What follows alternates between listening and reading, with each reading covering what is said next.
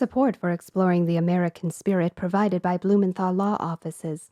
Serving Southern California clients for more than 40 years, the Blumenthal Law Team, headed by attorney Virginia Blumenthal, is devoted to defending the rights of the accused. More information is online at blumenthalllawoffices.com.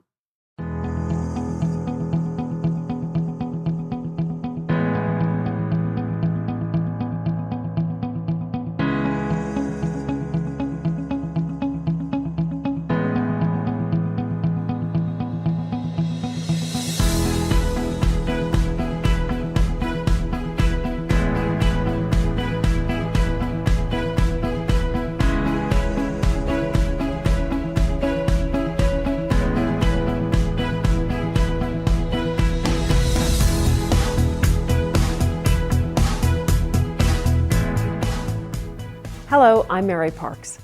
While we use many words to describe the American spirit, such as commitment, perseverance, resilience, generosity, and passion, the truth is the American spirit at its best is the feeling we get when we see it in action or share in the experience of learning how we help each other.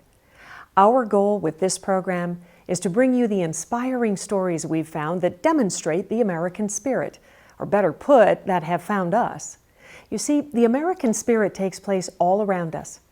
We want to help you connect with the individuals and organizations that are busy every day making an impact, solving problems, and meeting needs. I'll be your guide on this incredible journey, so pull up your chair, relax, and prepare to be inspired.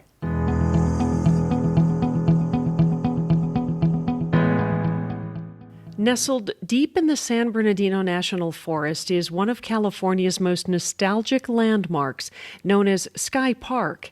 It's a unique place with an amazing history that began on May 28, 1955. A Saturday Evening Post article that was written about a Santa's Village in New Hampshire, which still operates today, caught the attention of Glenn Holland, a local Crestline resident. He proposed the idea of a California Santa's Village to investors and broke ground with Putty Hank as the general contractor in 1954. The park would be near Sky Forest, California, just off Highway 18, in the middle of a 230-acre parcel of land. They worked closely with local artisans and craftsmen, using local timber from the California mountains. Even the main owners invested sweat equity in their project. 15 acres of the land was turned into Santa's Village, the first franchised amusement park in the entire United States. The park was built in under a year and opened just 6 weeks before Disneyland on Memorial Day weekend in 1955. You can visit Santa in the wintertime because right now he's at Santa's Village in the San Bernardino Mountains. 12 big rides provide fun for the whole family. Visit the petting zoo. See Santa's reindeer. There's food and treats from the Pixie Pantry and the Good Witch's Bakery, and lots more. Santa's Village is fun, forest, and fantasy all rolled into one. Santa's Village in the colorful San Bernardino Mountains on Highway 18, just 30 minutes north of San Bernardino. Now open weekends and... Both parks had colorful and unique attractions for families, but Santa's Village struggled greatly. It went bankrupt 3 times since 1954. So it struggled. It opened 2 months before Disneyland, and it struggled for through the 70s. And then we had a panorama fire right when they invested heavily back into the park, and it shut it down for the entire holiday season and just about put it back into bankruptcy. And then the owners, the Hanks, brought it back, and it got its wheels going again. And through the 80s and 90s, it was a successful park. And then in 2003, after the closing, they did retire, the owners, and close the park down. It was sold to another owner that was going to reopen the park. And in 2003, the old fire came through and burned across the property, burned 300 homes behind us down, and that was kind of the plague on the property. And that was kind of associated with the bark beetle. It was a kind of a natural disaster, if you will, and there was 1 million trees at one time stored on the property, and it was used for timbering. So for about a decade, it turned kind of into a wasteland.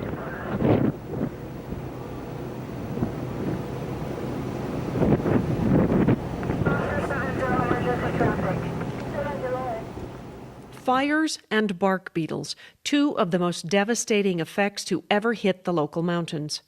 The Old Fire of 2003, an arson fire, is considered one of the worst wildland blazes in California's history. People say that if not for the extraordinary efforts, though, of local fire crews, the historic buildings of Santa's Village would have been completely destroyed. The structures were spared, while hundreds of surrounding homes were ravaged by flames. The infestation of bark beetles, coupled with the state's drought, turned the once beautiful trees into matchsticks. There is still evidence today of the damage done so many years ago. Halting air traffic for much of the country this morning. In fact, air traffic ordered to stay on the ground.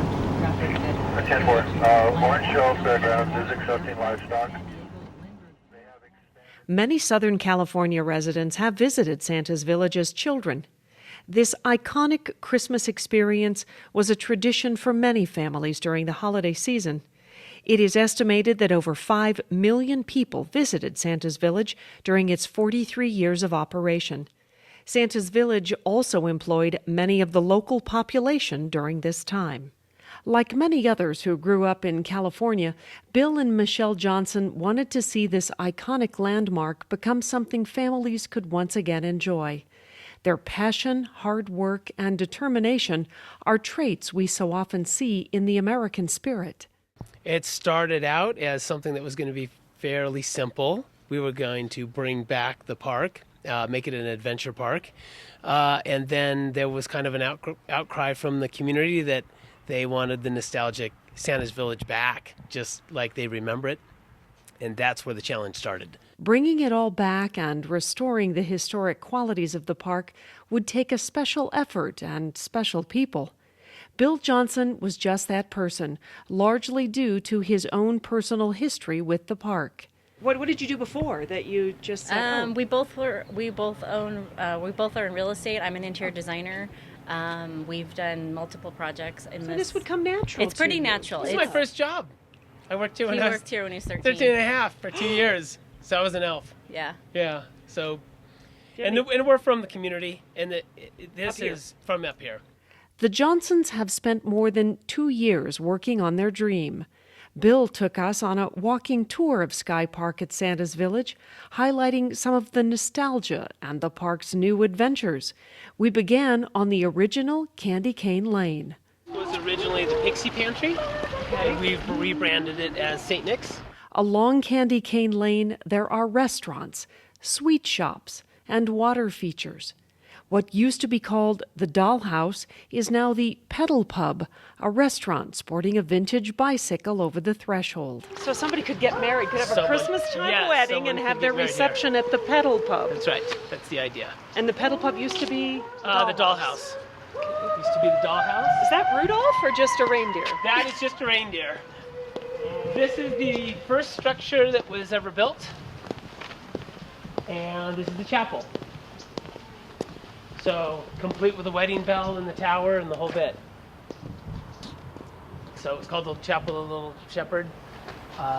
We just updated the stained glass and did a restoration on it, but it's all original.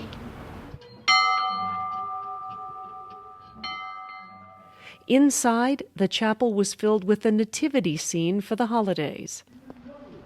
Oh my goodness. Yeah, so this is the trading company. Christmas on steroids. This was the original gift shop, built in 1954. It opened along with the park 8 months later.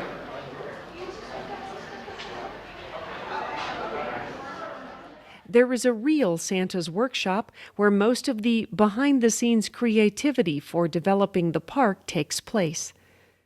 This part shows the feature of the park that we're really striving for, the adventure park. So there's mountain climbing here, rock climbing here, bouldering here. I'll show you a bouldering room you guys can take a look at. To get kids away from using phones. Yes, to get people out, and it's for all ages. It's not just for little kids. We changed the park.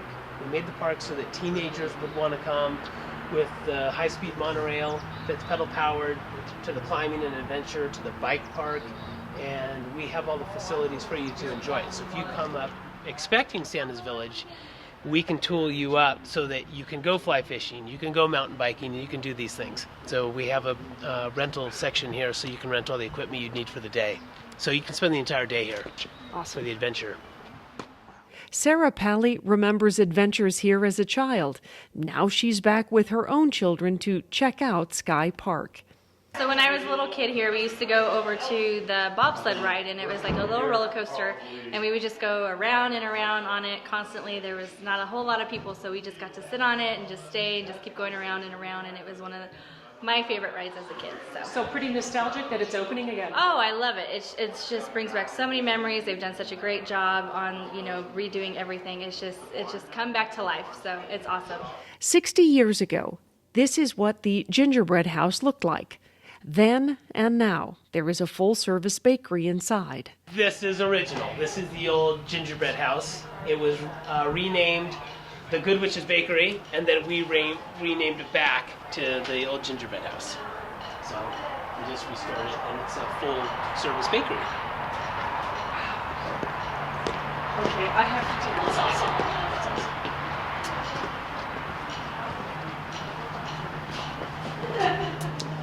Oh my God. Hi. Holy Toledo. So here's our bakers. A full-service bakery? Yeah, full-service bakery. Yeah. What's your favorite item? The gingerbread man. Would you like one? Sure. Am I going to say no to a gingerbread man? Right? Oh my gosh, thank you. You're and you welcome. make these here? Yes. Yeah, we bake all of our cookies here. Gosh. Okay. Okay. Ready? I don't know, I'm nervous. Heaven. Aw, thank you. Delicious. Thanks. Oh my gosh, you guys. This is amazing. This is amazing. Every kid's dream. Every adult's. My dream. Johnson admits the 230-acre playground has a lot of his personal touches. If I could do anything, I wanted to get a giant dump truck and make it a playground. So we got a giant dump truck, and it's Santa's dump truck playground. There are even toy dump trucks in the gift shop. We'll show you more of that later. What don't you have? Swimming pool. We don't have a pool. We talked about it. No! Yeah, honey. Yeah. Give us time. I've kind of handled all of the minutia of getting entitlements and getting the park reopened on that side, and then Michelle has handled all of the decor and trying to get the design of the park together. So it's been a team effort. And Michelle, what's the biggest challenge been? Because some of these buildings had to be recreated, right? They were pretty old. Yeah, most of them were in pretty terrible condition, but we have restored them and rethemed them. We use them very much like we did before. We have, for instance, a vintage candy shop, which they had here before. A lot of the uses are the same. The theming is still the North Pole. We also have a lot of Christmas going on all year, and Santa is here all the time. So he will be in his traditional during Christmas, and then he'll be doing other things during the year like fly fishing or hiking or biking, and that'll be a new thing for people to experience.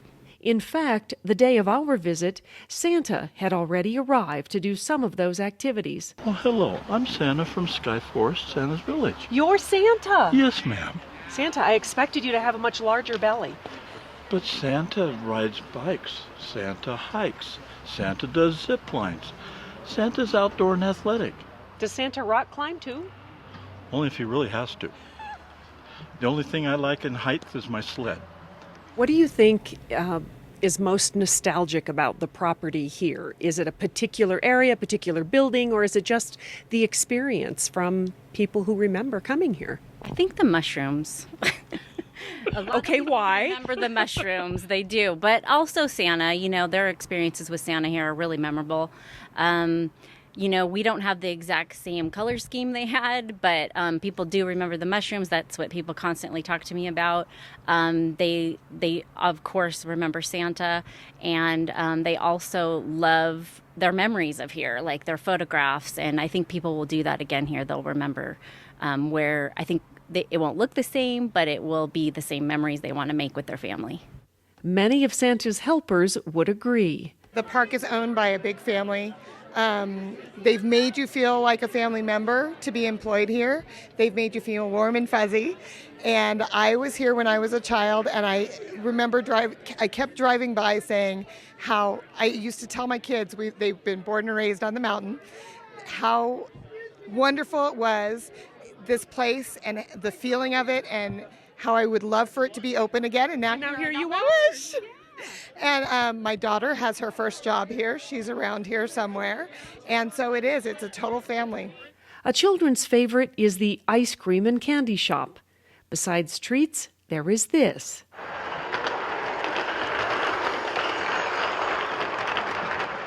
The Kris Kringle Express, a model train that runs on a track through a Christmas village at the North Pole. And yes, there really is an ice-covered North Pole in the center of Santa's village. So this is the old North Pole. Don't know when they originally designed it. My guess it was an original feature from the 1955 park.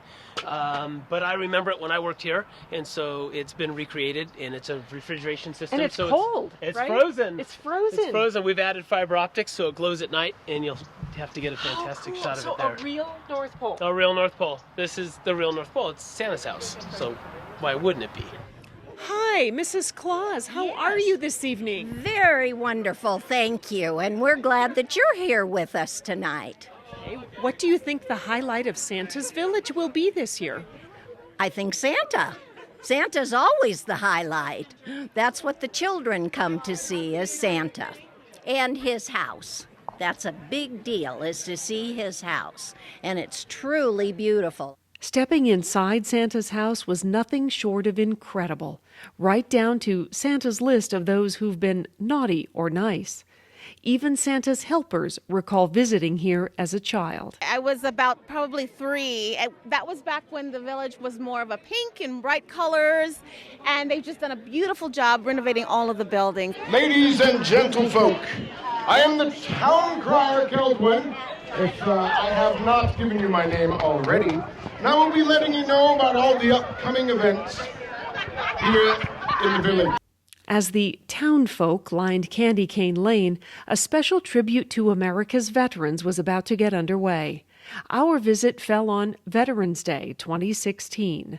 The Johnsons had invited veterans and their families to a special day at SkyPark to honor their service to our country. Christopher Pate and his wife Cassandra are both veterans and appreciative of the simple but honorable recognition. I served a year in Iraq during the surge. That was really crazy and cool. I got to serve with a lot of good people. I helped a lot of people over there. And you would ask me whether it's important what's important about supporting veterans and stuff. It's really important because right now we've got a lot of veterans that are committing suicide right now. Mm-hmm.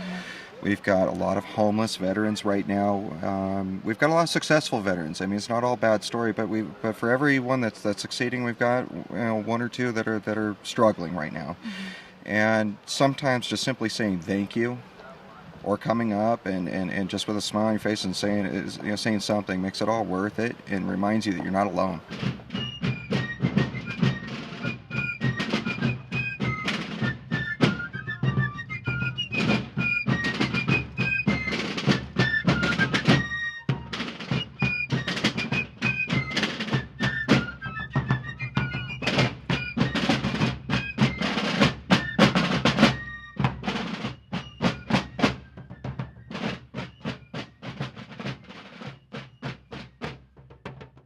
They are 50 members strong.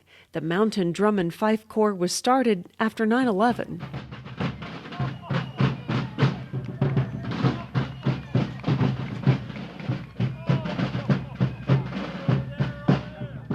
Our program is based on leadership. So we're teaching them responsibility, history, music, of course, and what else? History. History? Yeah, but that's a lot. It is. Yeah. Is it fun? Is it hard to memorize your parts? It can be difficult. Yeah. It can be difficult. It's pretty fun. I like it. It's really amazing. It's enjoyable. Yes. By the time they graduate, they should know about 200 songs in their head. Memorized. All able to play. So we use the music and we use the uniform to promote the leadership. So they're responsible for taking care of their own uniforms. They're responsible for being on time. They're responsible if they're late for a performance. They're responsible for calling out their parents. So yeah, we're big on training them to be ready to go out in the world. That's the whole point of the program. Another point to having visitors at Santa's Village in November was to light the giant tree to begin celebrating the holiday season. 5, 4, 3, 2, 1. Light the tree. Thank you so much. Inside Santa's gift shop is an amazing sight of colors, lights, glitter, and gifts. The structure itself has been around since the 1950s, and some of its contents even longer. What's the story on the piano? So the piano was here when Bill and Michelle took the place over. It was old and kind of beat up. We actually had somebody come in and take a look at the piano, and told us that it was over 100 years old. We tried to get it refurbished and fixed up, but unfortunately it's kind of beyond repair, so we're able to use it for a piece of to merchandise on. This vintage stove was once used to bake Christmas cookies in the Gingerbread House Bakery nearly 60 years ago. So this is from the old Santa's Village. So this was actually here whenever Bill and Michelle took over the place. So it was still up in the bakery and with a pilot light burning and everything. Yeah, so we pulled it out of the bakery and thought, hey, we can use it in here. It's a great piece for the Sky Shop here. So it's been really nice to have something like that. In every corner there are beautifully decorated holiday trees, ornaments, candies, stuffed animals, and more. Listen to hear that sleigh bell in the snow. I'm dreaming of a white Christmas with every Christmas card I write. What do you want people to take away from their visit here, whether it be at holiday time or another time? An experience, a memorable experience where they can come see a historic cultural resource and realize that it's back and that it's something that multi-generations can come to. They can bring their kids as they remember. So for me, that's what I'd like to see them take back. Okay, why are you crying? I think that's why we did this, was because we wanted something that would be special for people. And we really do. You're supposed to be happy. I know. It's Christmas time. We're happy, but I think that's what, we have a family as well, and we know that the memories you make with your family are just so, they just can't be duplicated, and you really need something that's special for people to grasp onto. Dismay, remember Christ our Savior was born on Christmas Day to save us all from Satan's power when we were gone astray. Oh, tidings of comfort and joy, comfort and joy, comfort and joy, tidings of comfort and joy. Shepherds at these tidings rejoice much in mind, and left their flocks a-feeding in tempest, storm, and wind, and went to Bethlehem straightway the blessed babe to find. Oh, tidings of comfort and joy, comfort and joy. Oh, tidings of comfort and joy. Bringing families together, honoring our veterans, and creating a legacy of giving back. That's the American spirit. Thank you so much.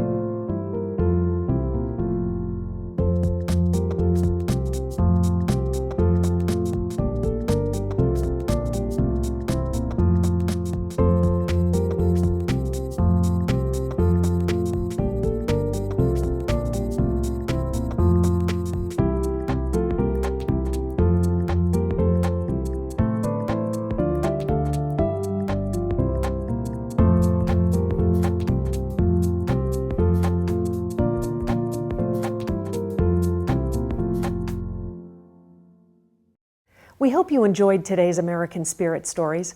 I can tell you how humbled we are each and every time we learn about what is being accomplished in our communities by the generous acts of the individuals we profile.